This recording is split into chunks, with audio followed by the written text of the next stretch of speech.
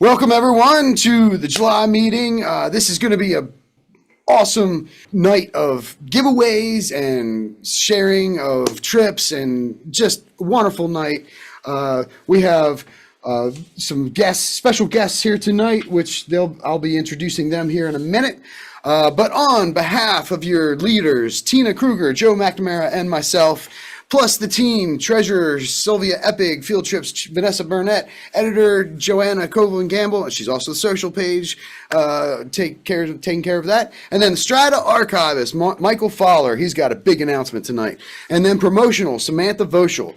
This is the last time you will see this slide this way because we are going to have new team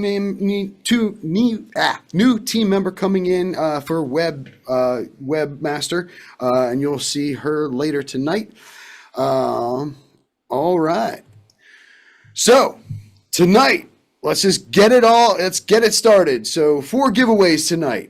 Start right now. Everyone put a number between 1 and 550 in the chat, in the Zoom chat here. This will be your number for the rest of the drawings tonight. No duplicate numbers. If you put in a number that's already been in the chat, you got to choose again. So we have all unique numbers.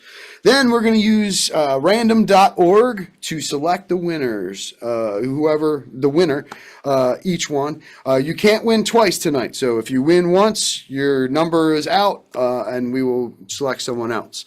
I'll also say, if you are okay with receiving these during a field trip or an event instead of us shipping them out, that would be awesome. I will be contacting each of the 4 to see what your thoughts are. I will gladly ship them out to you, but these are large giveaways tonight, especially our tool giveaway.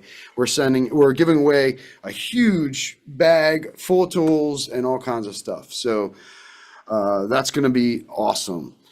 So everyone, go ahead and get your numbers in there. We're not doing the first giveaway for a couple slides yet, so you've got a little bit of time, and we're going to keep track of everybody. So, all right. Fundraisers are here. You all have seen the shirts. People have been wearing them, but we now have bottles, koozies, pens, stickers. Samantha, did you want to jump on and say anything about any of this?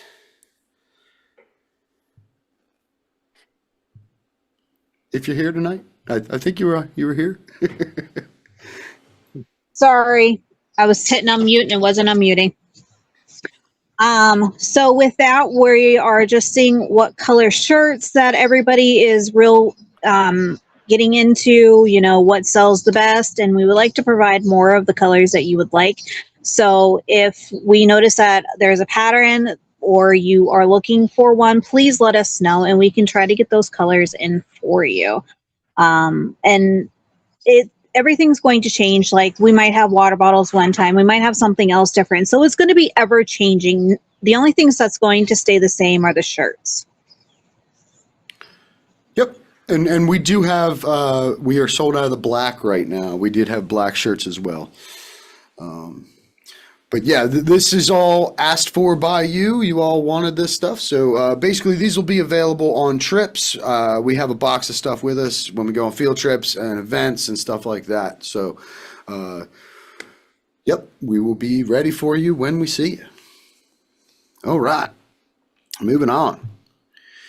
So we're going to get right into the Nate update with Nathaniel Koval, VMD. I'm going to stop sharing here. He went to Switzerland, and although he did not find anything personally, he has a great update on what they are finding in Switzerland. So, Nate, take it away. And everyone else, if they could mute. Jeff, if you can mute, and I will mute, and Nate will take it away. Okay. Thank you very much, Eugene. Or, sorry. Oh boy, the evening started out good already, I guess, right, Andrew? Okay. Yeah, so I took a trip over to Switzerland, and specifically I went to the canton of Uri, URI, in Switzerland, and they're known for their crystals, the quartz, and they have quite a history of this quartz mining that they do in the Alps. So that was one of the impeti, I guess you would call it, to go over there. And of course, I'm interested in quartz. So aside from looking at the scenery, I did some searching. Was not successful, but I got all the logistics out of the way of when I go back next year. So at least I have a little bit more experience under my belt. So you do have to pay and get permits for anything that you, well, not anything that you find, but basically, if you're going to go look, you have to have permission to dig. So you have to get these permits. So the first example I have here is from the Goshennon Valley, just west of the town of Goshennon. So let me show that to you. Flip her around here. There we go. So that's the first one. As you can see, there's some good clarity in it. It's not a perfect crystal, but still a very good specimen. Probably one that came off of a cluster, because they do what they like doing there is getting these clusters of quartz and of course selling them in their shops. That's the most sought after specimens. And this one here was found in, I believe it's Offerstadt, I believe. I can't really pronounce the names, but it's in the southern part of the Uri, the canton of Uri in Switzerland. And this is a more complete crystal. You can see that the facets are almost all about there, except for that little defect. But this one was pretty much found intact by the finder. So, and then the third one I have is a nice example of what you can find over there with regard to smoky quartz. So this again is an example of one that came off, most likely came off of a cluster. And I should have taken a picture of the cluster that was in I want to say the office of the corporation of Uri, and that's where you get your permits. But they had this one under glass, and it was literally 3 feet by 1.5 feet cluster, just a cluster of clear quartz. And it was just really exciting to see that. So, like I said, I have my plans already for next year where I'm staying. Oh, by the way, this one here, the smoky quartz, came from the village of Briston, which is in another valley that's pretty much right across from the Goshennon Valley. So hopefully I could find some more of these when I'm over there. Yeah. So that's my, oops, let me switch my camera here. There we go. So next year I'll hold another meeting to see to show you all what I find here. So thanks a lot. Thank you. No, that was awesome. It's always great to see stuff coming out of the ground. And you had mentioned that you had talked to someone and it was just, literally in his backyard. You had mentioned something. So like the hotel owner or something like that? Yeah, there was an innkeeper down the street from, let's see where this one came from. And he said, "Oh yeah, we find these." Well, he said, I found them in my garden, and he had them on display there. But the clarity of the quartz, of the smoky quartz, was gem quality, almost as good as the Herkimer diamonds. So the guy down the street had this on sale. I think it was for 20 francs, which is about $25, right? And it was on the street. He had a Yonder system where he just had these crystals laying out. Everybody was walking by him. I said, "What nuts. So I started buying up this one here specifically. So, guess a lot of people aren't interested in quartz, but I am. So, Bob's your uncle. I took it, or I paid for it actually. Yes. Yeah. Very cool, very cool. Well, thank you, Nate. We will definitely have you back next year when you go on your trip, because that's a good teaser for next year. So, Can I hide away in your suitcase? Oh, you hide away in my suitcase. Oh, Yeah. I thought you said how did I get away with that in my suitcase? That was an interesting story too. The guy in Zurich where I flew out of, he was very testy about it.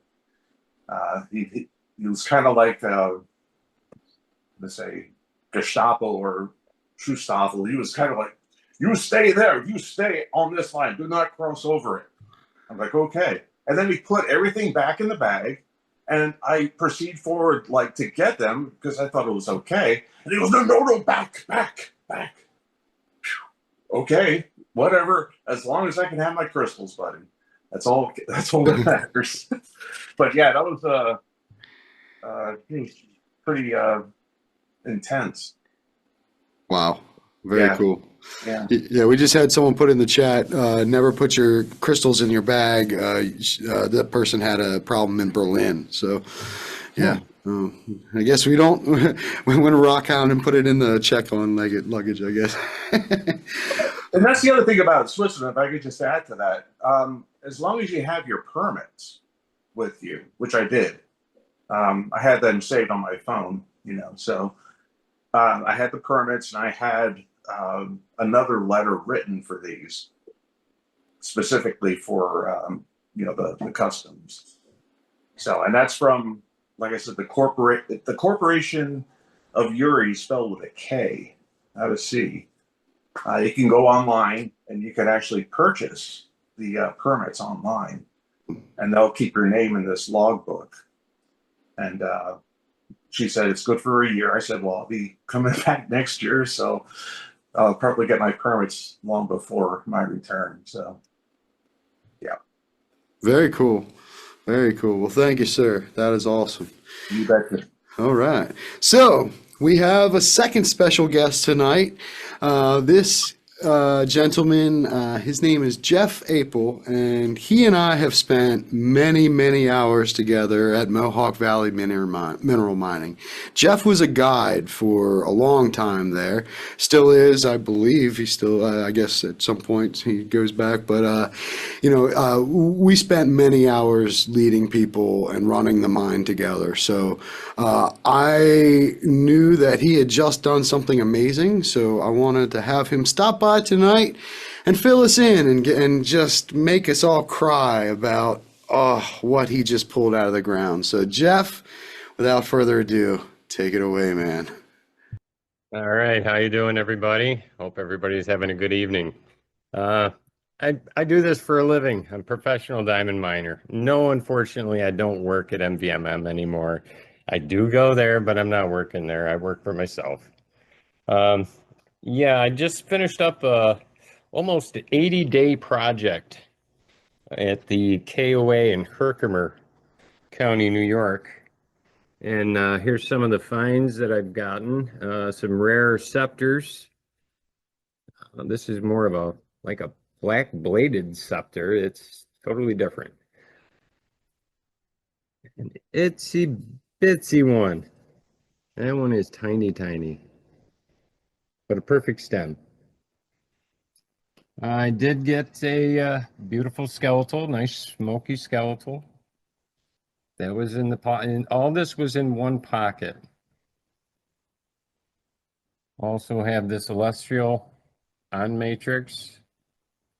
I know it's hard to see, but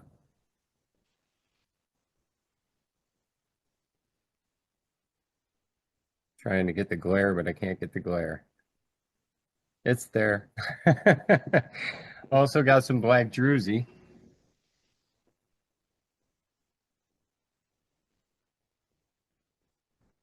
No, Dolostone is like the third hardest rock there is. And believe me, the tools that I use are specialty tools, and this rock just eats them up. I have to make capes into the rock, shove some steel in there to pop giant pieces of rock if I'm lucky. Sometimes they don't, they only come out a couple feet at a time. A whole goblet of nice water clears. And I'm still in the process of cleaning and sorting all this also. Tons of in matrix pieces. All this was in the bottom of the pocket. All little tiny micros in here. It's just unreal. It's like sand, but perfect little diamonds. This is a nice cluster that I just put together. There's 20 diamonds in here. Most of them are water clear. Unfortunately, there is a small break and a repair on this, but it made the piece. So I decided to just glue it on there. Little bunny.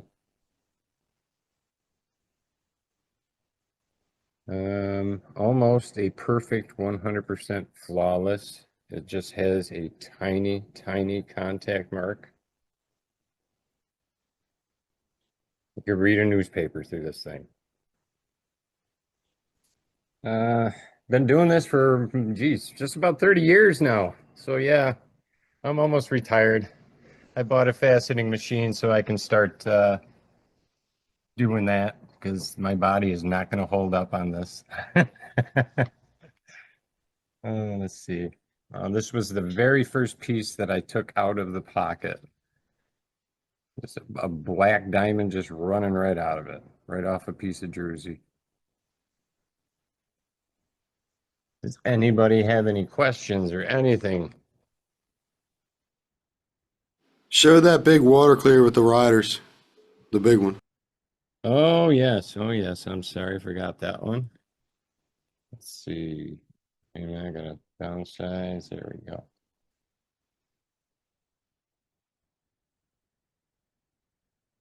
So nice little riders. All this is natural, not glued, not repaired.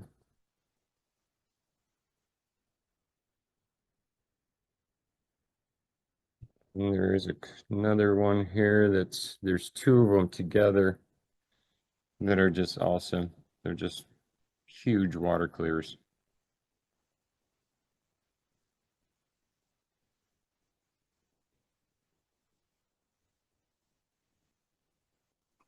You guys got to make a trip up here. I know you guys are going to MV, but there's a lot of good mines out there you got to visit. Hey, Some other Jeff, small clusters. Yes, I'm sorry. no, it's okay. If I could ask a question. I did take a trip to KOA and it was really picked over when I went last year. I know this has got to be an insane amount of time it's taken you to accumulate all that. Like, because I This know there's people that go for a week and they don't get anything, but any idea how long all this took? I actually broke into 3 pockets in my time there, and I was almost 80 days into it. Yeah. Yeah. Because I had to remove probably a good 20 to 24 feet of rock Wow. before I got down to the pocket layer. So, yeah, it does take a lot of time.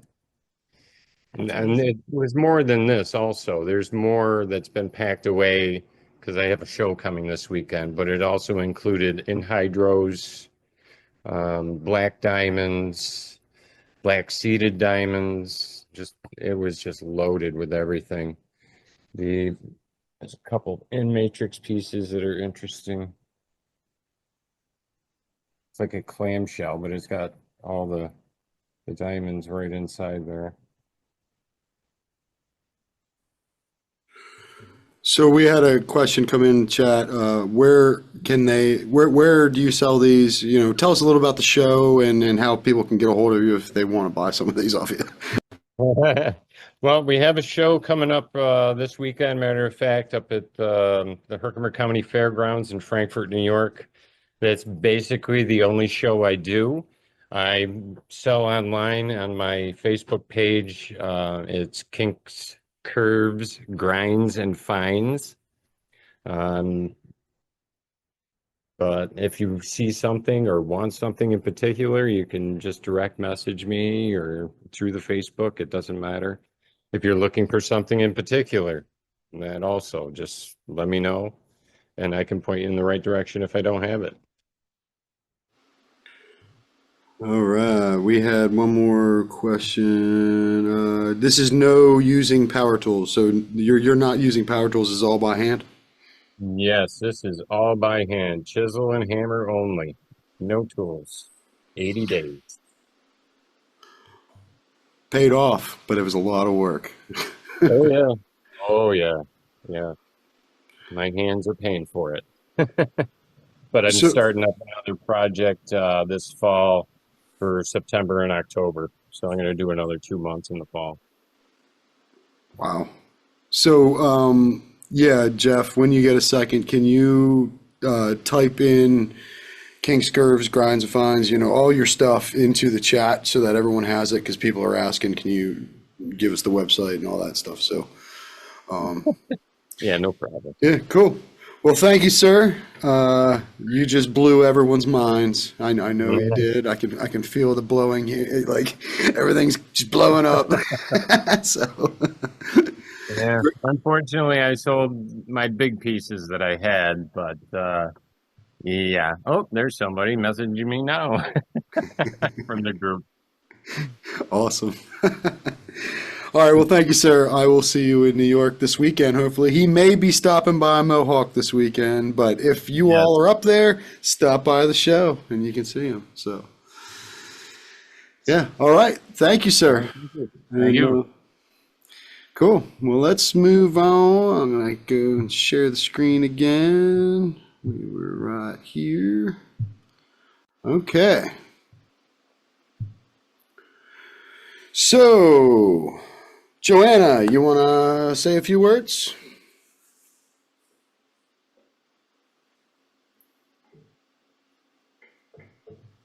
Sorry, I had to finish a conversation over here. Yeah, Joanna here.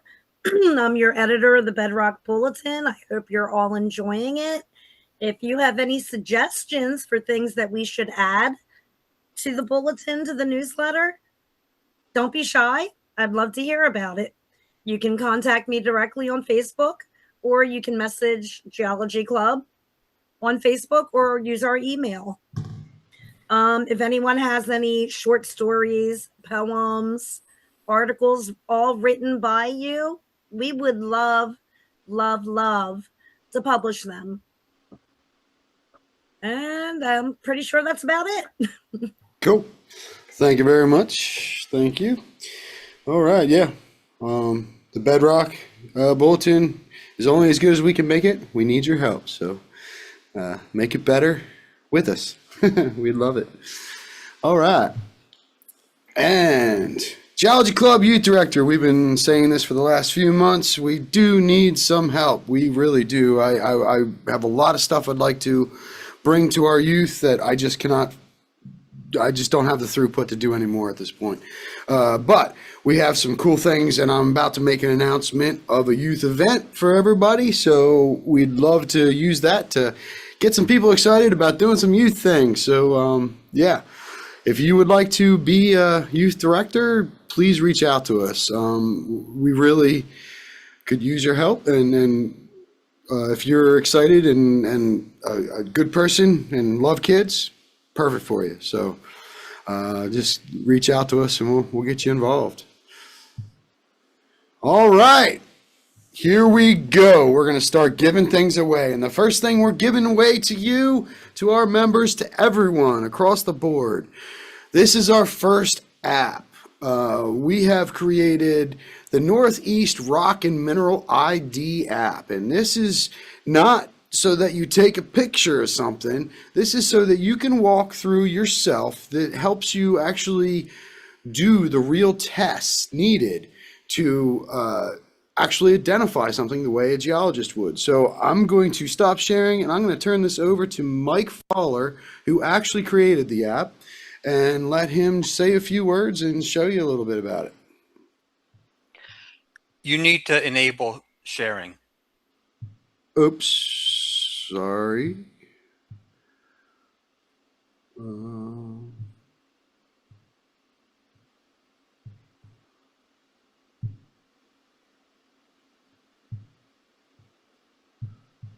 Found it. All right, go ahead. You're good.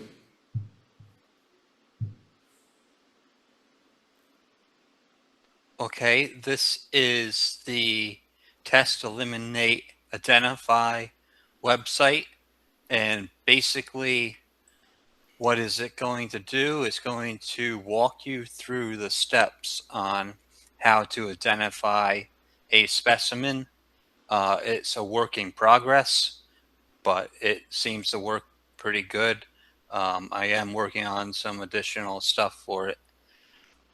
So basically, what you would do is you would go through these different tests for your mineral. And, you know, the first one would be, is it non-metallic? And then the second one would be, you know, what is the hardiness? Does a fingernail scratch it easy? Does a knife scratch it easy? Does the mineral scratch glass and steel very easily? And so you can go through and do different scratch tests on it and say it's very hard. And then the third test is, what is the color and the crystal form? And so if you say, let's say, gray, brown, or pink, it will come up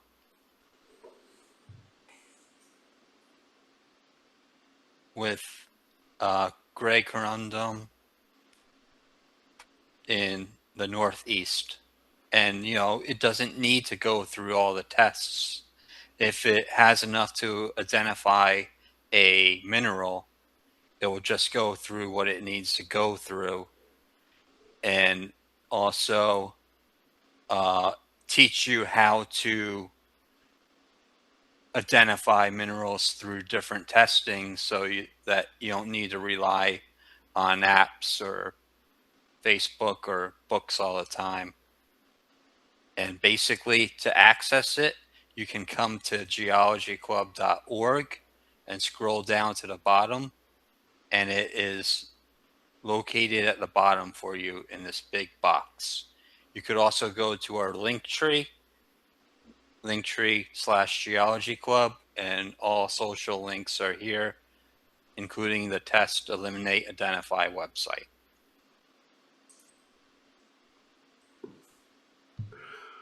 Awesome.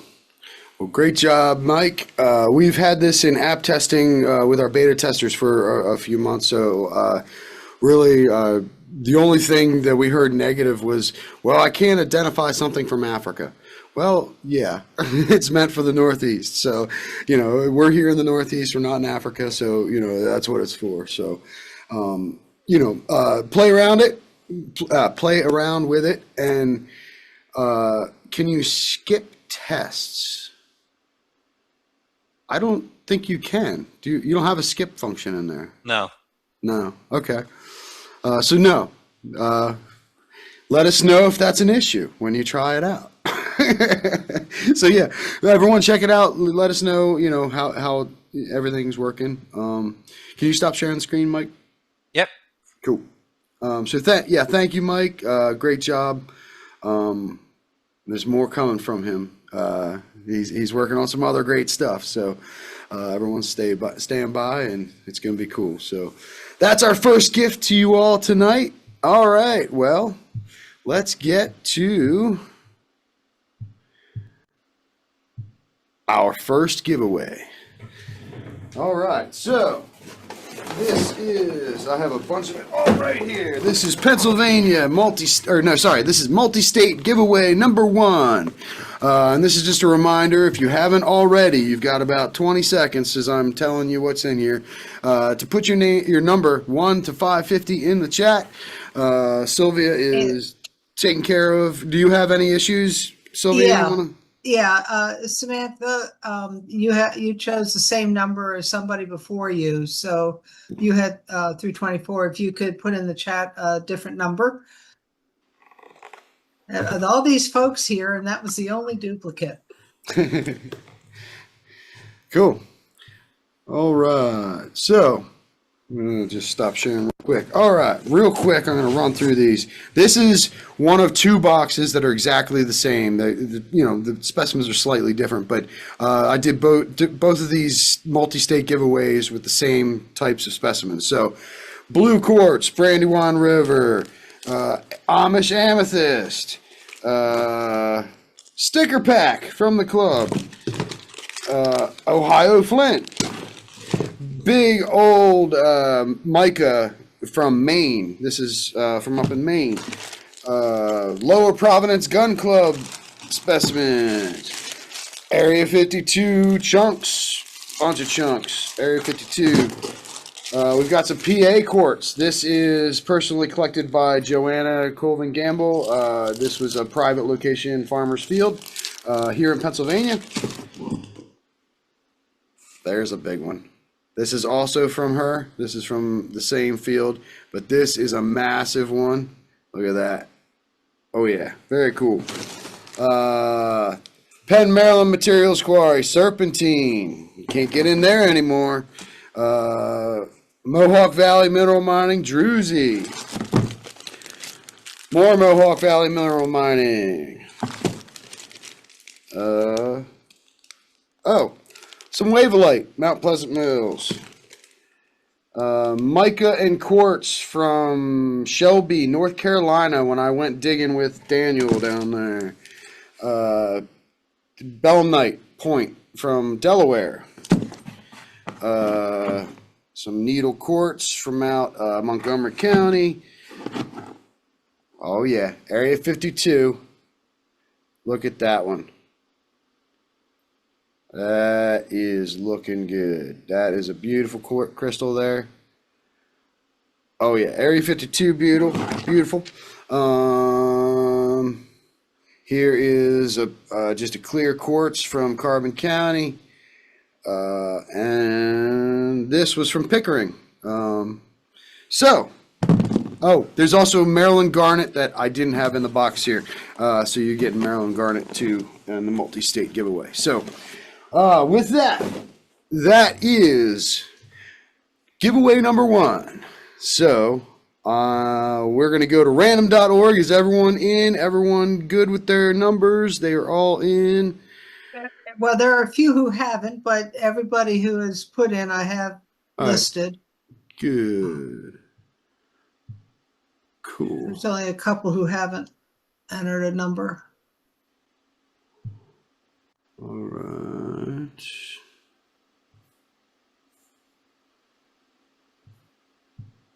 Sorry, I'm trying to figure out how to get back to.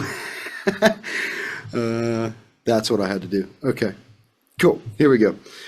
We're going to go to random.org and we're going to get our first drawing. So 1 to 550. You all are seeing that now? All right. So up here in the corner, 1 to 550. We are hitting generate. So 3, 2, 1. The winner is 392. Whoever's the closest to 392 without going over. Nate Koval. Nate Koval. Wow. Congratulations, sir. Perfect. How about that, huh? Nice. Awesome. So I will be in contact with you about that. That's awesome. All right. Well, we got 3 more. So hold tight, everybody. Everything is good. All right. That was the multi-state one, right? That was multi-state number 1. Okay. Thank you. Congratulations, Nate. Thank you. All right.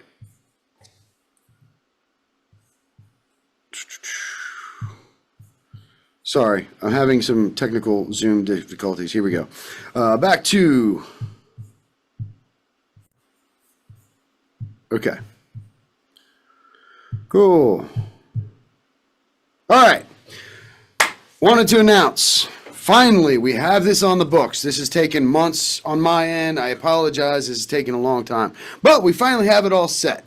Dillsburg Dinosaurs and Gold Club Picnic. We're going to do this as all one big event, one big awesome thing. So this is a youth-focused, family-oriented, fun, and educational day for all members. So we're going to do a dinosaur-themed activities and presentations. So dinos everywhere. This property that we're going to be going to in Dillsburg is actually in the Triassic Fanglomerate, and it has a creek there. So we can actually play with the rocks, we can dig a little bit in there, and we can find fossils. There's all kinds of Scolithus tube fossils. So we're also going to do gold panning lessons along that creek, try metal detecting, and this property itself goes back to the original William Penn deed. So there's a few things on the property that are pretty historic that the owner is going to give us a little tour and show people around.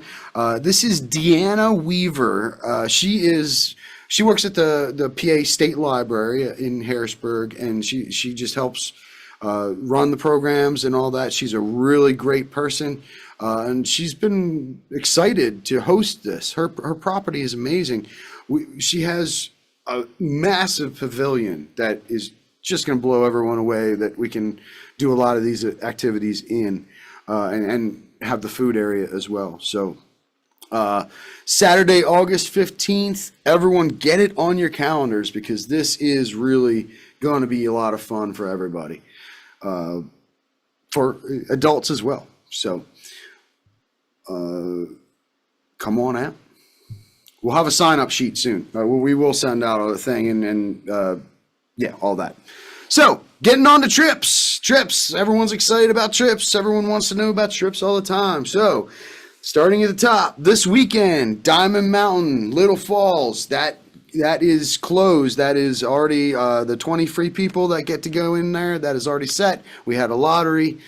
We have a couple on the waiting list after those that were chosen. So at the same time, same day, we actually have a triple header this Saturday. So we've got Diamond Mountain, we've got Mohawk Valley Mineral Mining, and out in Ohio, we have got Orton Geological Museum and Cedar Creek State Park. So basically, fossils, the Geological Museum, it's going to be great. Samantha's leading that one out there. Just going to be an awesome time this Saturday across a couple different states and 3 different locations. So 3 to 4 different locations. So great day this weekend. We're also going to be still at Mohawk on Sunday this weekend. So come on up. We've got a discount code of AR50. Capital AR50 for the website if you want to get in there for both days for $80 a person, or just one day for $50 a person, which is a bit off the regular price. So next weekend, 726 Lower Providence Gun Club. I believe that one might be full as well already. Actually, Vanessa, do you want to chime in? Is that full yet? And do you want to go down the list here? Because you might want to speak to Reminiscent Brook as well. Sure. I think on the 26th, I think we just had a couple spots open. So if anybody's interested in going, that form should have opened back up. The Reminiscent Brook, we haven't done that trip yet. This could be a new trip. I'm going to try to tie in a possible patch for the youth program. When I send out the trip information, I'm going to send out instructions and a list where you could build your own floating sifter, because you'll need a sifter for this trip. It's a really cool place. It'll be nice because it'll be hot and you can cool off in the stream, but you can find some really neat shark teeth, fossilized shark teeth. It's known for, the shark teeth down there.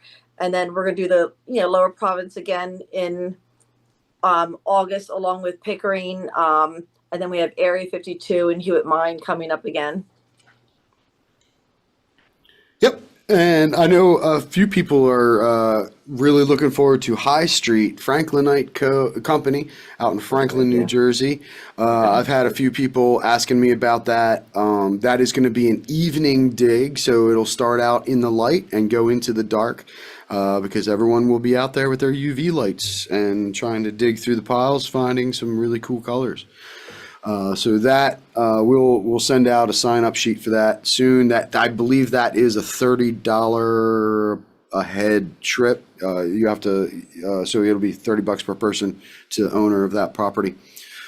And then October back up at Mohawk, and then also back down to Maryland with the Martin Marietta Texas Quarry in Cockeysville that we just were at on Sunday, which was an awesome trip. I had a lot of fun there.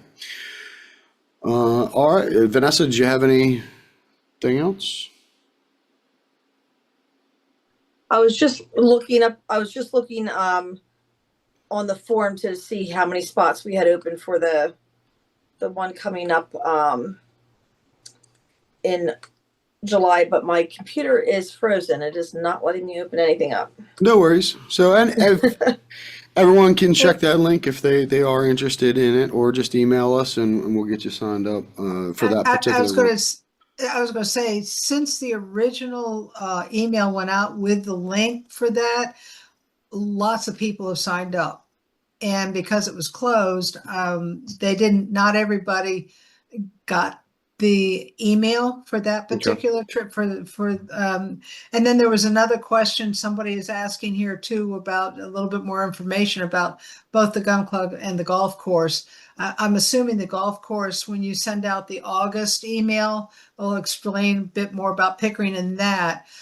But is there some way maybe we could send the July gun club link back out, possibly, maybe, for those, all these, it must have been by 30 some people who have joined since then. Yeah. Vanessa. And the person asking is one of them. Yeah, Vanessa, is that something you could do maybe tomorrow, or? Oh, sure. I can send it back out. I just looked. It looks like there's 3 spots that opened up for the July trip. And I think might still be a couple for the September or the August and September. I can look at the calendar. We can always add a couple more trips in if we have, a lot of interest. I actually have a lot of spots open on August. I still have 11 spots open for the August trip, if anybody's interested. I'll just send out all the links again. And then September, I have 2 responses, or 2 openings. So I'll send all the links out again. Cool. Thank you, because I know I missed some of for the gun club. I didn't send it out to all the newbies. Okay. So, sorry. Thank you, Vanessa. Yep. So real quick, let's bring in Samantha. And I apologize, Samantha. You have an August field trip that somehow has just gone by me. So you want to jump in real quick? Sure. So on August 22nd, I have 10 free passes to go to Flint Ridge down in Hopewell, Ohio, to mine for Ohio Flint. And it comes in jerseys and all these colors ranging from black to red to yellow, white, pink, Nelly blue, which is highly sought after. And there's going to be a little bit of quartz there, not a whole lot. So we have 10 free passes. After that, it will be $10 a head. And one thing that they do is you have to pay per pound there for your fines, and it's $1 a pound. And you have to bring your own buckets and stuff. So just keep that in mind as well. But we have 10 free passes to get in. Awesome. Very cool. Very cool.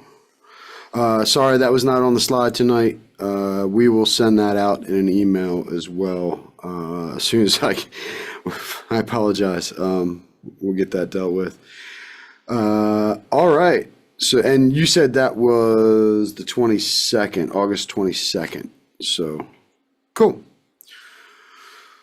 Let's give some more stuff away. All right. So, We are going, I'm not even going to go back to the slides because we're just going to do this. PA giveaway. Yes, that's where we're at. PA giveaway. So, I have another box here. Let me show you what's in the PA giveaway. This is giveaway number 2 for the night. This is a little smaller, but this is all PA specimens. So, of course, really nice chunk of, oh, hit my laptop. That's not good. Really nice chunk of serpentine from Penn, Maryland Quarry that you can't get into anymore. Yeah, that's a big one. Nice. That is a bunch of wavelite all over. It's a coating of wavelite bumps and all that. Really nice. This was actually one I bought off of the Amish kids at the Lancaster Amish field. So that's actually a really nice crystal there. Yeah, you see that? See that point? And it's in matrix. So it's actually in a stone, but it's this massive, massive crystal sticking out of it. So that's a great, whoever wins that, that's going to be awesome. Look at this. This is one of those big PA crystals, faceted. Look at that thing. Oh, yeah. This was found by Joanna Colvin Gamble in that farmer's field. That's private. We've got a nice clear quartz from Carbon County. We've got, oh, this is glass slag from Manor Furnace from the 1830s. This is off of private property that I spend a lot of time at. The furnace is no longer really there, but all the remnants of it is. The rocks are still there that form it and all that, and there's a Dirtman report for that if you want to check it out. This is...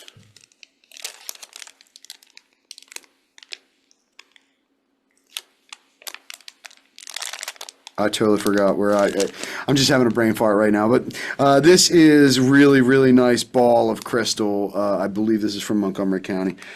And, of course, sticker pack. Got to have the sticker pack.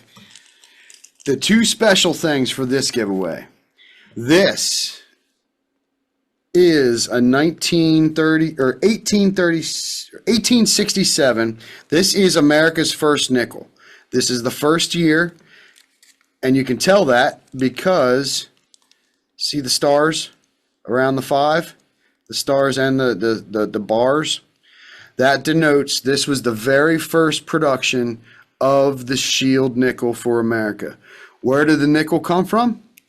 Lancaster County, the Gap Nickel Mine. I will be getting us in there. I'm the only one to give the owner of the property one of these, and he really likes me. So we can get in there. I just didn't schedule the trip this year because we've got so many other trips right now. And quite frankly, you don't really find much there. It stinks like sulfur, and you're really just finding chalcopyrite and sulfur and a bunch of other weird stuff. But it is cool if you want to go to a historical site. We will be going there at some point. And last thing, gold.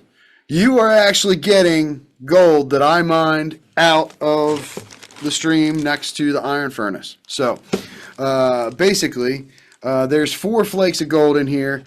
I spent the last month or 2 mining 80 pounds of magnetite so that I could have Nate Lund, a member of Geology Club, make me and my wife knives out of steel and iron that I pulled out of the ground. Well, I was using my sluice box the entire time and my dredge to pull the magnetite out, and this was the gold. It isn't much, but it's the gold I found during the many days and hours of mining, because there wasn't that much gold there. So, but that's all. It's going to you. So that's the giveaway. That's the PA giveaway. So you will get that if you win. So we're going to go back to random number generator here in 1 second. All right. Everyone got their number in just like before. We're going back. All right, previous number was 392. That's still on the board, so I'm going to hit generate, and the winner is in 3, 2, 1. 342. That's not too far off. What the heck? Come on, random.org. So 342. Who's 342? That before you, okay, 342. Kathy C at 339. There, all right. There you are. So what's your last name, Kathy C? Cramp horn. Like a cramp in your side and a horn on your head. You just joined. Yeah. You're new. Hi. Yeah. Welcome. Hi. Remember, that's an easy name to remember once you've seen it. All right. It's pretty uncommon. Sylvia, you got that? Congratulations. I got that. Thank you. All right, cool. Awesome. Awesome. Well, yeah, congratulations. What state are you located in? Are you in PA? I'm just shy of the state line in North Wilmington, Delaware. Oh, okay, cool. Awesome. All right. Awesome. Thank you. No problem. I'm glad to do it. The Geology Club thanks you for being a member. We all are one growing family, and we're happy to have you. So I'm excited to be here. Thank you. welcome. All right, moving on. A few more things here before we get to the presentation tonight.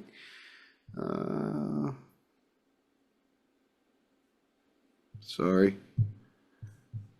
Daggone thing. Here we go. Okay.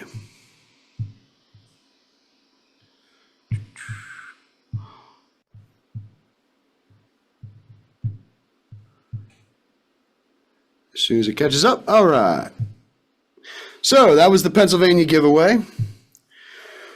Time for the Rockhound of the Month. Let's give something else away. This is going to be a shirt. So Rockhounds of the Month is nominated by members monthly. So you reach out to us. You tell us who you think it should be. We put it into a drawing. Leadership chooses that at the end of every month. And so we actually had a good month this month. A lot of people were submitted. There are some really good names in this group. So the person who did win is a true addition, just an amazing person to this community. This person has helped members out on every trip. He's just a generally great person to be around when you're digging. So we are honored to give the June Rockhound of the Month to none other than the amazing Jerry Garvick. Congratulations, Jerry. I know he's not on the meeting tonight, but Jerry is the man. There he is in his green Geology Club t-shirt, sitting there at the Lower Providence Gun Club, digging away. All of us on the leadership team are just proud of Jerry. He just amazing guy. So we thank him quite a lot, and it's a shame he's not here tonight to see this. So thank you, Jerry. Thank you. All right, let's do it again. Multi-state giveaway number 2. Oh yeah, here we go. All right, I already ran through everything in the box. Hold on, that was the one I already did. Nope, that was the one. All right, so the little bit of differences between the two are some of the sizes of the crystals. There's some of the PA crystals in this one. Some of the Mohawk Druzy in this one. Where's the Area 52? You also got a bag of Area 52. PA Quartz shards. Of course, you got the big old mica from Maine. Ohio flint. You got the Amish amethyst. There we go. I wanted to show this one. So this Area 52, I just wanted to pull this one out and show everyone because this one's a really good one. Oh yeah. The light doesn't do it justice, but that is clear. Really nice. Really nice crystal. Anyway, so that is multi-state giveaway number 2. Very similar to the first, but everything's slightly different. So, all right. Last giveaway before the presentation. Picks never do it justice. Yep, no, it's completely true. They never do. All right, so I'm going to go back again real quick to random.org. And the next person is going to win. So here we go, sharing my screen. All right, everybody. 3, 2, 1, and the winner is 238. So who is 238? Okay, sorry, I was on mute. 238 without going over. Dan Sackerman at 223. Dan Sackerman, congratulations. See, look, showing up a day early got you the prize. he logged into this meeting yesterday, everybody. So congratulations, Dan. Thank you. That's awesome. All right. So that was a big giveaway there. Both of those multi-state giveaways is quite a large box. So we'll be in touch about those. All right. So basically the last slide that I had to get to on the meeting slides was the tool teaser. So we're the last giveaway of the night will happen after the presentation, but it's this. This is a massive bag of tools. And you get a mug. Look at that. Geology Club, big old drink mug. You got the koozie. You got goggles. You got a fold-up shovel. You got rock hammer and some other stuff in there. And this is, look at that. That's not the professional rock hammer. That is the masonry hammer, like our logo. It's awesome. So, all right. We've also got stickers and a few other things here, you know, in the pockets here of stuff. So, a lot of cool things to find once you get that if you win it. And you get this nice bag as well. So that is going to be given away right out. Yeah, bring the tools and give them to me this weekend. Yeah. Bill, you will break everything in here. Bill goes hard. He will break them.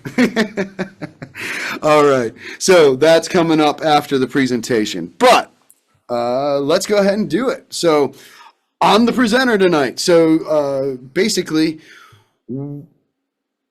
I have been working on this for 10 years or more.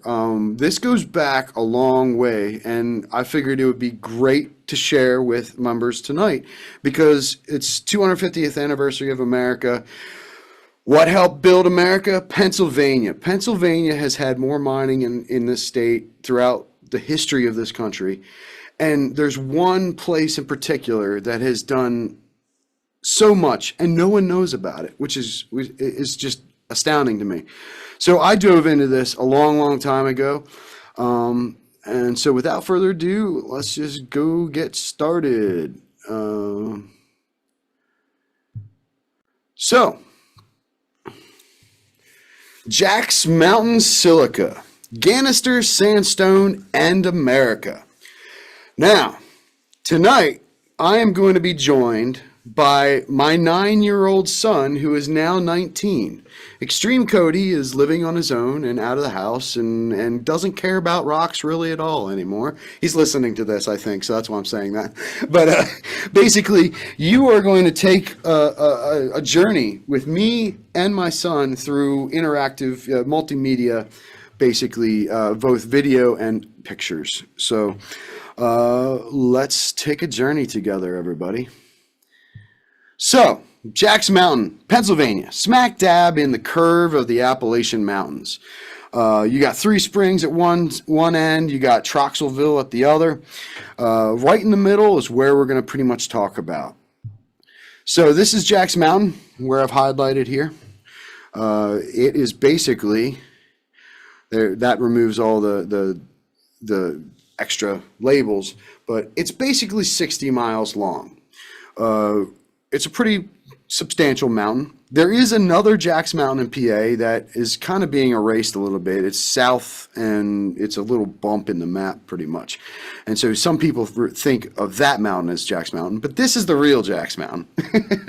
And it is quite a mountain from end to end.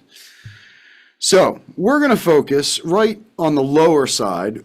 This is very important area to American history. You've got Mapleton Depot and Mill Creek on one side. You've got Mount Union and Kistler on the other. We're going to dive into these because these three highlighted sections here are major industrial areas that have existed in the past. Now, this green area in Kistler, I'm only going to briefly mention really quick. That is an explosives factory. That was the Aetna explosives factory. Back in World War I, they provided 60% of the picric acid needed for, they provided the picric acid needed for 60% of the TNT that went into World War I to help win World War I. They basically blew up. That's what ended that factory there. They blew up. But prior to that, they did do some amazing things. The only problem for me in this presentation is I could never really tie it to Jack's Mountain. I know they used the sand probably for filtering the picric acid. I believe they may have used some modified sand to stabilize some things, but I can never prove it, so I'm going to just not talk about the green blob there. So we're going to focus on the red and the yellow over here, both Mount Union and Mapleton, big towns in American history. So this is present day Mount Union.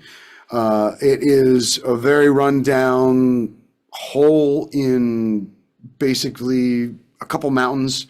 I love the town. I really do. It's a great place. I've spent some time there and I've really fallen in love with it, but it really is just this hole in the middle of a bunch of mountains. So great place. This is what it used to look like. A little bit more populated. I mean, it had a lot more going on back in 1938.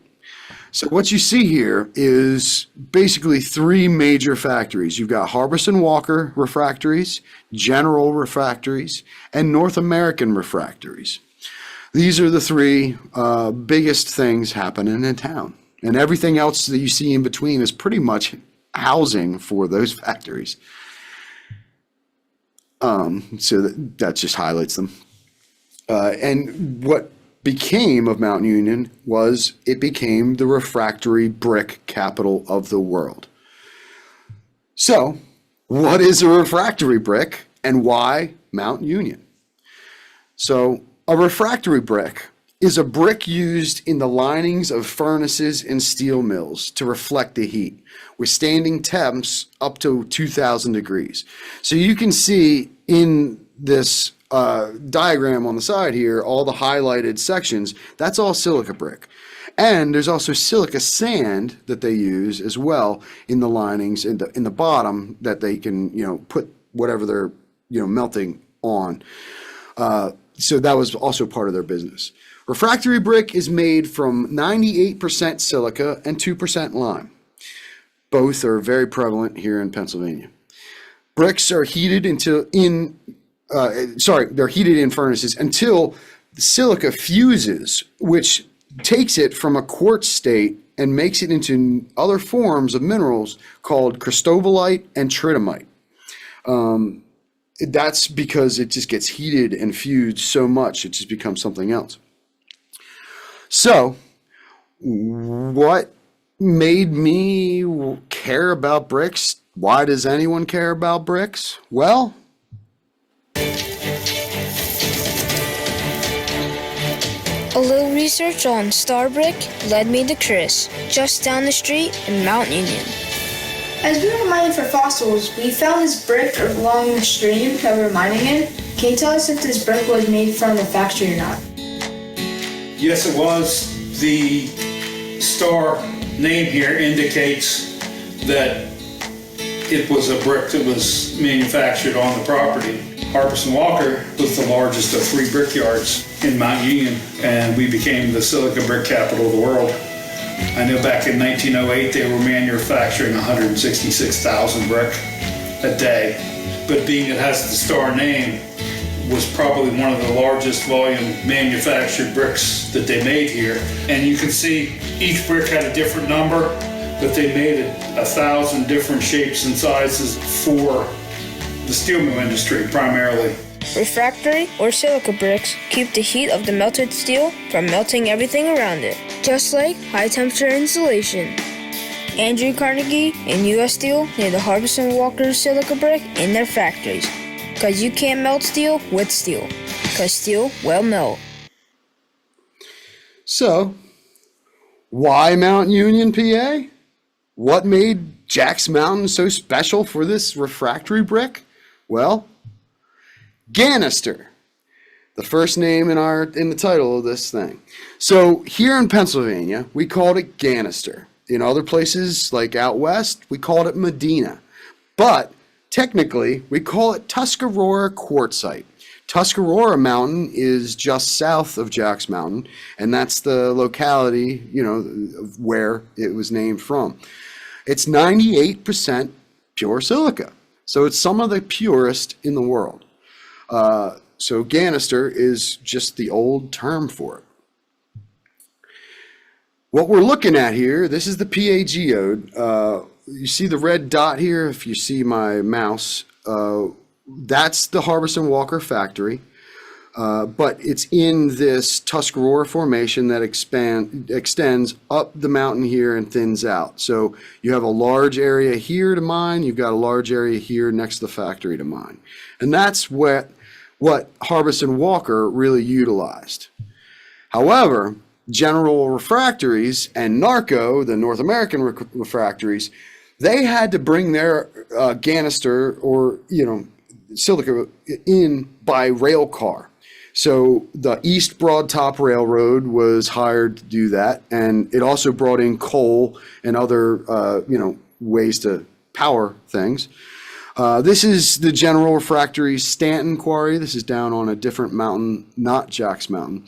But it shows you a little bit about how they brought in, with the coal tipple here being used for rock instead of coal, it's filling these cars and then hauled back on the Broad Top Railroad back to Mount Union.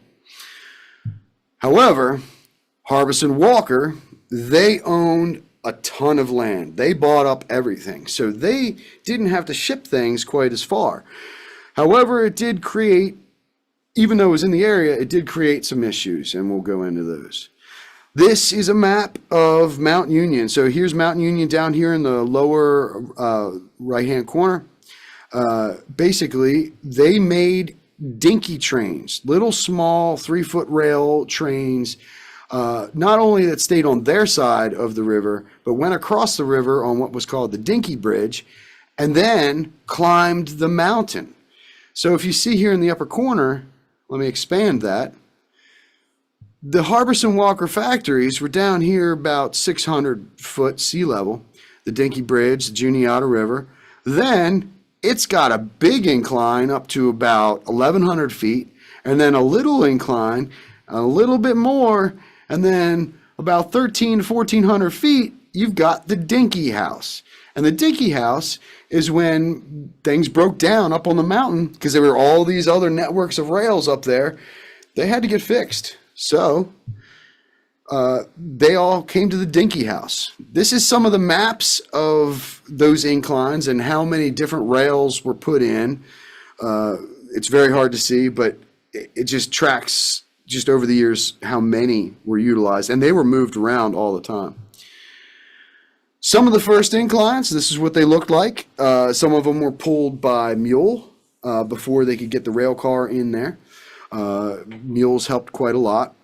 If you notice on this slide here, one car is empty, one car is full, and then the mule is there. So what is happening there is that mule was helping assist when the full car comes down the rail, the empty car goes up the hill and gets filled up. This one gets emptied and it reverses. This car goes up the hill, the other one comes down. So they had a 2-track system that led into a single track, and it would just cross each other. So you'd pull one car up to the top using the mule power, pull one car up to the top, it would get filled, it would get lowered back down, and then, mule wouldn't have to work as hard when it's pulling it down, and it just has to pull the empty cart back up. But that's how it worked on some of the inclines before they got, the actual engines, the dinky engines up there.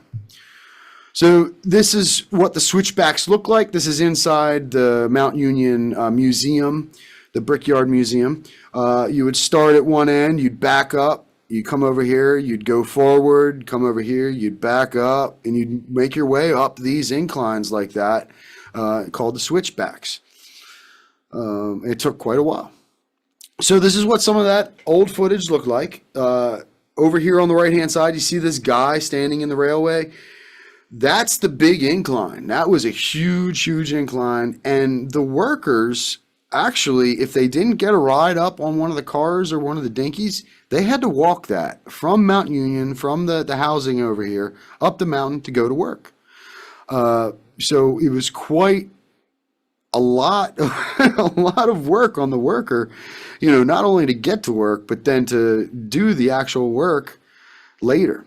So I mentioned the dinky house. This is the dinky house. They made it out of the rock on the mountain, and then the roof was actually made out of the rails of the dinky, and it was just some basic wood thrown over that. So very, very basic, but it worked as where they repaired the drains. So the actual mining up on the mountain, it's just big boulders. So all they did was they lifted them up, they threw them in the rail cars. This is hand labor. They didn't have machinery up there right away. I mean, they did later, but this is how mining started. Picking up rocks, putting them in rail cars, taking them down to the bottom of the mountain. So the dinky work, I just mentioned this, but here's 2 workers riding the rail cars down, because they were the transportation if they could get a ride on a load. Not every worker could get a ride, and they'd have to walk as well. This comes up later as they did solve this issue. But this was how things got back and forth from the mountain to Mount Union. So as it came down the mountain, here's one of those dinky trains and a whole load of rail cars. It would come back down the mountain, come across the Dinky Bridge over the Juniata River, and the first stop would be the washing plant. They would wash everything, and then it was off to the crusher. This is the more modern day crusher that they had on the hill above Mount Union, on the Mount Union side of the river, not the upper side. But you have your conveyors here coming in. You have a rotary crusher and a kiln. I'm not sure if this was the rotary kiln or the rotary crusher. They had both. I apologize, I don't know that one. So after the crusher, it was then, staged in piles, whatever size they needed. And then it was pressed into brick. They had 2 different versions of that. They would take the slurry and hand press it, using hand pressing for basic shapes, and then machine pressing for the more crazier shapes. Now, this is not a crazy shape here on this slide, but this one's a little crazier. Look at this guy.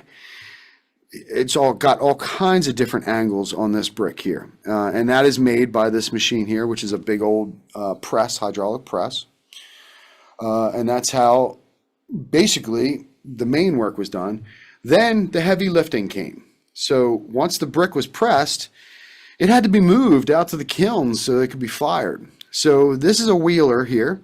He's moving the brick out. If you see how many brick are on his steel-wheeled cart, a 9-inch brick weighs about 8 pounds. So he's got a bunch there.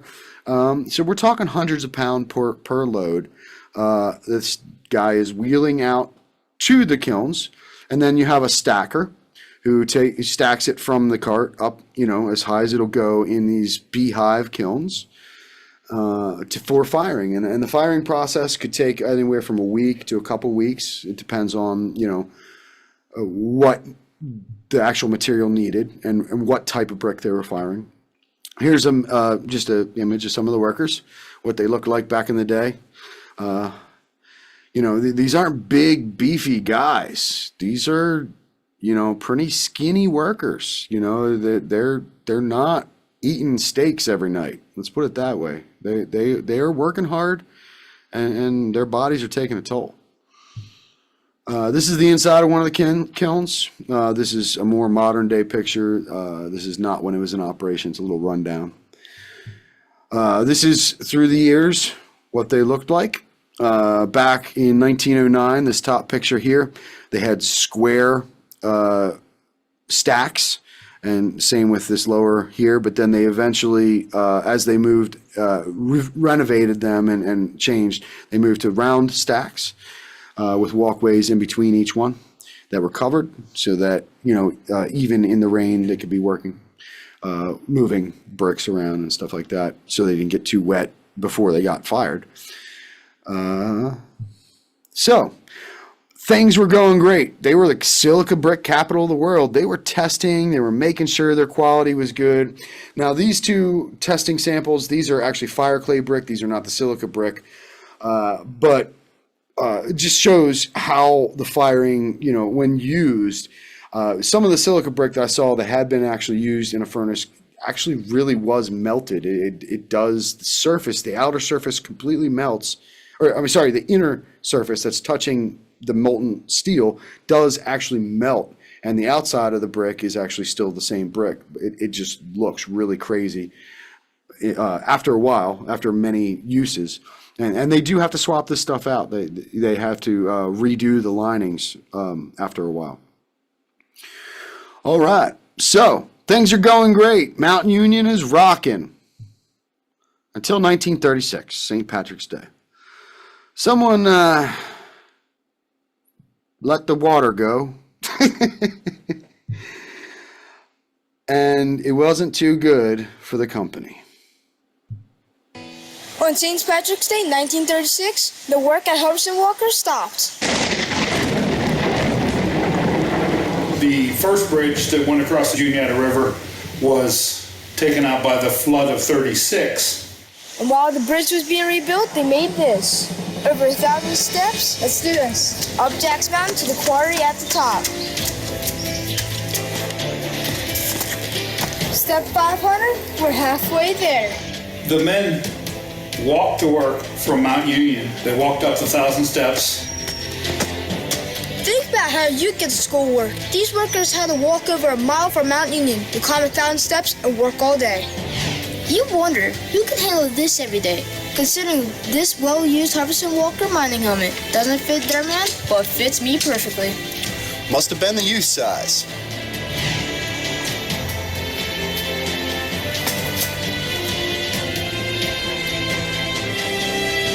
Finally made it.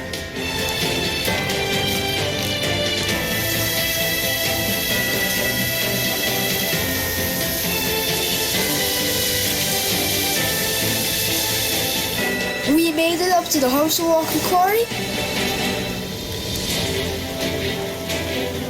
This is the pure silica Ganister that they mined. These freshly fallen boulders are covered with pure silica, quartz crystals. Boulders like these are where the crystals in our fossil stream are coming from.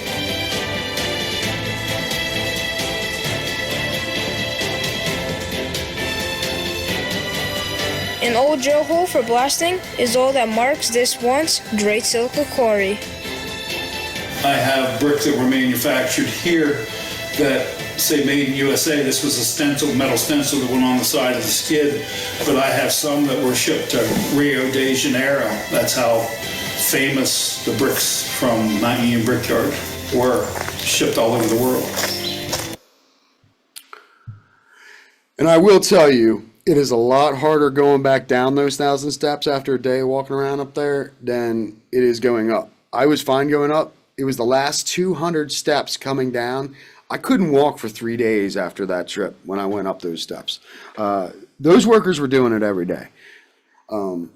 Just goes to show that they were just tougher. So after 1936, things started to slow down. Basically, they wanted to consolidate and make things more efficient. So you can see here in this slide, up on the mountain side here above the factory, they started utilizing the south side a lot more and closing down operations up on the northern side where they had been mining Ganister for years. So it became much easier and cheaper to move by conveyor than move by dinky. You couldn't put a conveyor over the Juniata River. I don't think it was allowed, but they were, but you could put a train bridge. So this is how it ended up. Here is a then and now image. So basically, when I was there with Cody talking with Chris, the owner of the current site, we were in this little tiny building here. This was the old office building that he was converting into a pizza shop. But really, the only other building that existed still was this long building here, which was pretty much empty, and then a couple smaller buildings here. But all of the factory, all of the processing, everything, the workers' housing, all gone. It's all level. You can still see some of the kiln circles in the ground, and I was, I could see them standing on the ground, but those kiln pads are still there. It's about the only thing that still says Harbison Walker. But the history is very much alive still in Mount Union. After 100 years, the brick is still in the town's blood.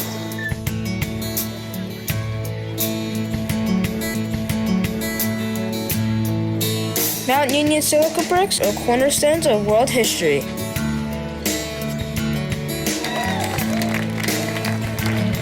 But Jack's Mountain silica is so much more important to American life. So my adventure continues with the silica experts on the other side of Jack's Mountain. We've come to U.S. Silica Keystone Plant, just on the other side of Jack's Mountain from Mount Union, to learn about their silica. I'm here with Francis. I'm in one of the big dump trucks.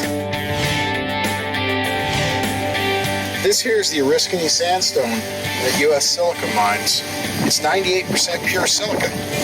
That's just like the Ganister that Harbison Walker mined.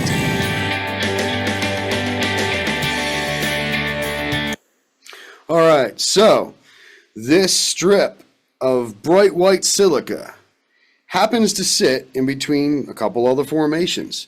And it's a very narrow strip compared to the other formations. The Hamilton Group, Mahantango Formation Shale, the fossils at New Ringgold and Montour Preserve, all that's on one side.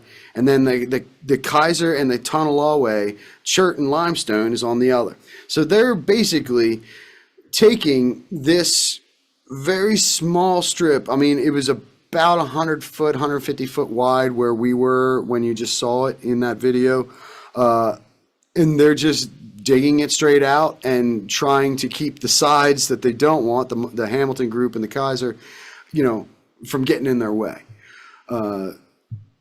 Here's another look at it. Basically, they're sitting right here at this star. They're sitting right on these basically fault lines. But if you notice here, the Devonian stops. Tully comes up here, Silurian, but the Devonian, after this point, actually just stops. This is slipped. This is one crazy thing that I did learn back in the day, and I had no clue about until Professor Steve Lindbergh started teaching me about structural geology. So I put all this in here for him, and he's on tonight. So you're welcome, Steve. Basically, this is where it's all coming from. This was hanging in the office at U.S. Silica when I was in there with Francis. This is just about everything you want to know. And Steve, I'll be sending this to you. I didn't want to send it to you before you saw it tonight. But I know you want to see this up close and personal. It's a very large image file, so I've got it for you. All right. So basically, let's take a look at a couple things here on this. This is one of the outcroppings. This shows some amazing data here. So your Oriskany, this is over to the left. This is what they're actually mining. What they don't want is, and actually the Onondaga is actually currently considered, the Oriskany is part of the Onondaga. We don't use the Oriskany name anymore. I'll show that here in the next slide. But then you have the Uber. But if you look above all this, look at all the bedding. Look at how all of this is sitting in the ground. It's all completely different as you're just going over this one hillside here. And this is not that big of a mound that they've taken a picture of. So, very crazy geology smashed together right up against each other. And this shows it in another way. So this red dot, that's the Onondaga Formation, which has the upper Selinsgrove limestone, fossiliferous limestone, and the lower calcareous Needmore shale. However, what it goes down to say is it also has the Ridgely member, which is it says white to light gray to brown porous, but it is the Oriskany. So after years of them mining the Oriskany sandstone, it's no longer called that. It's grouped in with a bunch of other stuff. So I just wanted to show you that. I'm calling it Oriskany. Everyone else calls it Oriskany, but geologists, they call it something else now. So just to show you all of that. This is Pennsylvania Glass Sand Company. That's how it started. It's now U.S. Silica. So back in the day, these darker colored faces of sheer cliff here, this is where the company started. Actually, a little south of here is where the various companies that consolidated into the Pennsylvania Glass Sand Company started. And they worked this ledge. So this ledge here, if you all can see my mouse, this darker ledge, that was some of where the most famous things to ever come out of this company came from. I'll talk about that all in a minute. However, where they're currently mining is way up here, about 5 miles up the ridge, and it's actually no longer on Jack's Mountain. It's actually on a side chute that kind of comes off. That is not really considered. It's called a ridge. It's not really even a mountain anymore at that point. But that's where the Oriskany, that very narrow band goes. So they've been following it. It's actually getting quite far from their factory, so they're actually hauling all of it back 5 miles back to the plant here. So checking out a few things throughout the history, some of the original quarry operations. There's the mule, there's the carts. They were doing the same thing Harbison Walker was doing. It's just they weren't at the top of the mountain doing it. They were doing it at the base. So they didn't have to, it wasn't as dangerous, and they didn't have to do as much as far as strength and, hauling it up the side of the mountain and all that. Basically, they moved on. They started using dinkies as well. So they pushed things around with the dinkies and made things a lot easier, got rid of the mules, and things progressed. Here's, 30s, 40s, we're getting into excavators. Look over here on the left-hand side. That's a guy standing there. So, this is that strip that they're mining down through for that Oriskany sandstone.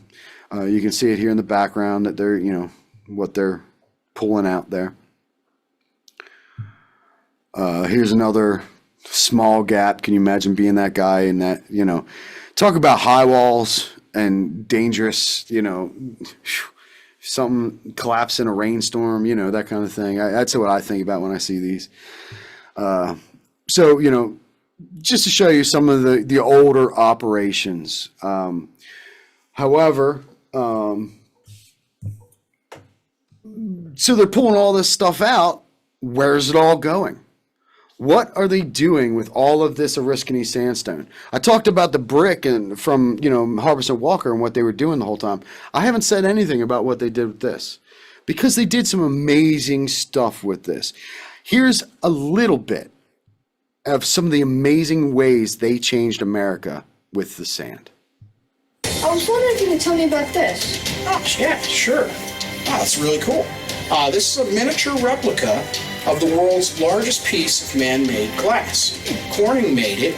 It's a reflective disc that was 200 inches, made for the Space Telescope in Mount Palomar. The glass disc for the mirror, after repeated tests and failures, was finally cast of Pyrex glass in a special furnace at the Corning Glass Works in New York State. The largest and most expensive piece of glass ever created by man, weighing over 20 tons, it took over a year to cool when it was poured. Back in the 1930s, this plant supplied the silica to Corning to make the Pyrex disc. From this vantage point, the diaphragm may be seen as it opens and reveals the mirror with its brilliant aluminum coating, reflecting and concentrating the brightness of a noonday sky. The telescope now turns toward a certain portion of the heavens, and its great reflector looks upwards with the light-gathering power of 1,000,000 human eyes. The 200-inch Hale telescope at the Mount Palomar Observatory has revealed more of our universe than anything that came before it. In fact, Pyrex and Corning's cookware has always been made from silica at this plant right here on Jack's Mountain. Wow, that's amazing. Americans all across the country cook with Pyrex every day. Corning has produced over 750 million pieces of cookware. Chances are your next holiday dinner will use one of them. 4, 3, 2, 1. All engine running. It's one small step for man, one giant leap for mankind. Corning also developed a few silica windows for every manned American spaceflight, from the Apollo spacecraft all the way to the space shuttle. 0 and liftoff, the final liftoff of Atlantis. Well, that's not all. Our silica has also been used to make the glass in the Freedom Tower in New York City. That's really cool. So Jack's Mountain Silica and everything that they did was documented, and I was able to go into the U.S. Silica archives, and this is what it looked like. So everything that you all just saw really came from these pictures. And it was this picture at the top that really started all of my research into where it all went, because even Francis didn't even know. He was like, wait a minute, that's the Apollo. So I went and did a bunch of research, and I actually came back and we filmed some of these scenes again with him once I knew really what they had done. This was an incredible journey for me. This all happened back in 2017, 2018. So I've been learning ever since, but this was an incredible journey for both me and my son. Americans all across the country have touched Jack's Mountain without even setting foot on it. From how we make our food, this is made out of silica, this is made out of silica, and yeah, that's made out of silica. To the glass we look through, and the mirror that show us things we've never seen. I hope you've enjoyed the journey. If you have, hit like or subscribe, and I'll see you next time on Mining with Cody. And there you have it, everybody. I hope you all are still awake. Basically, Jack's Mountain sand has changed humans as we know it. It has found other universes, other planets, other solar systems we never knew existed. It's been in our food. We've eaten it for years. It has provided us safety from outer space, from the heat of the sun, and so much more. It's given us steel mills. It's given us steel. So basically, next time you look at a map, don't look by Jack's Mountain. And you might want to go climb Jack's Mountain's 1,000 steps one day. It's quite an experience. You may not be able to walk for a few days afterwards. So there you have it, Jack's Mountain. I hope you all enjoyed it. We have one more giveaway tonight. let's go ahead and my dad's uncle worked in those beautiful quarries. Awesome. That's very cool, actually. Glad to hear someone actually had some connection with it. So that's great. All right. So last giveaway for the night. This is the big tool giveaway with the mug and all that. So let me switch over to random.org. Thank you all for the kind words. It's been really 10 years in the making. So, all right. Here we go. Let me share random.org real quick, and we'll get our last winner, and I'll let y'all go home for the night. Oh, you're already at home. I got to go home tonight. Here we go, everybody. You're all seeing that now? Okay. 3, 2, 1. The winner of the tool giveaway is 183. So who is 183, Sylvia? You're still muted. You're still muted. Sorry about that, folks. I'm looking at the list and not paying attention. What was the number? 183. Nikki Barnett was 184. She's crying. Yes. Sorry, Nikki. Sorry. Jennifer Dorrell. Jennifer Dorrell. Dorrell. Right. I knew that. Yes. Congratulations, Jennifer. You got the tools. Cool. All right. Well, I will be in touch. Writing it down to Jen Dorrell. All right. Cool. Well, there you have it tonight, everybody. Congratulations to all the winners. Thank you. I will be reaching out to see if you're cool with getting stuff on trips or whether you'd like it sent out. We'll do either one. Keep your eye out for swag and fundraiser stuff at trips and stuff. And we'll be doing giveaways on all of our trips. Well, as many trips as we can going forward. So with that, does any of the team have anything they would like to add? Does anyone have anything? Everybody good? All right. Well, with that, on behalf of the leadership team and everyone here at Geology Club, this side, there we go. We thank you for being members. This is a great club. It truly is. We are at 550 members. It's insane. People are coming in all the time. And we can only thank you. The family is great that we are making here as everyone comes together. We are going to do our best to bring you the best. So thank you. And until next month, stay safe, everybody, and stay cool. And thank you all. Bye-bye.